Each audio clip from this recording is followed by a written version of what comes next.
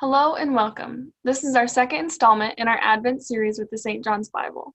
This is going to be a quick recap of our Zoom session that we held on December 8th.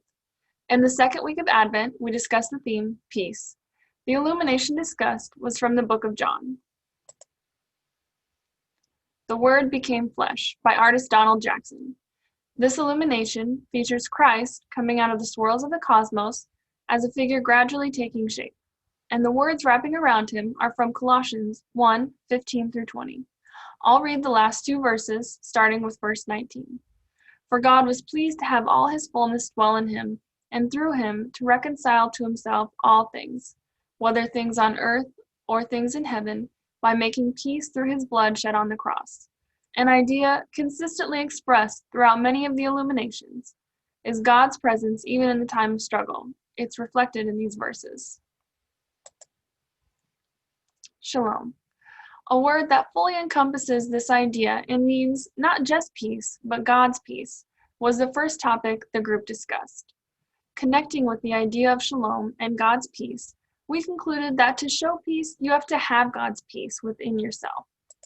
And the question of where do we find peace in times of struggle and turmoil is an especially relevant one this year. A few people in the group talked about how being with family and loved ones is a great way to find peace, even though we can't have close contact with people this year.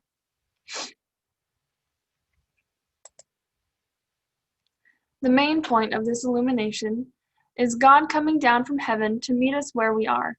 Professor Kevin Estep, who participated in our Lighting the Word series, shared a few thoughts on how Christ coming down from heaven, as opposed to sending help through a secondary source, shows his love for us. This is a partial piece of this clip, and the full video link is posted below.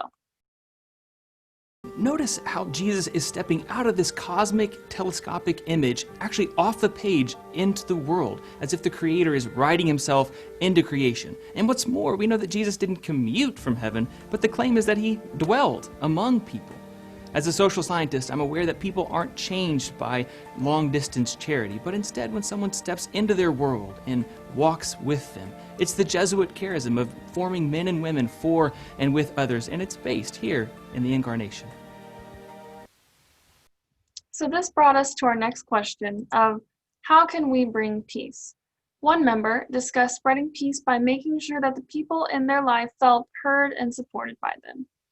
Another participant brought a photographer's eye to the group and talked about how the light reflecting off the gold is a great reminder of another scripture later in John, when Jesus says, I am the light of the world. And one of my favorite points made in this meeting was how there isn't very many solid lines in this illumination. She likened this to the ebb and flow of life and how there are no hard lines. In life, there are ups and downs, but life is all about finding peace in those moments of turmoil.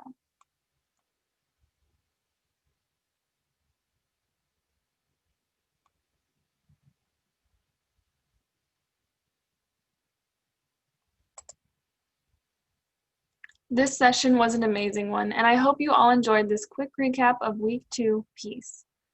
Also, a big thank you to the people at St. John's for allowing us to use these images and share this incredible work of art with you during this Advent season.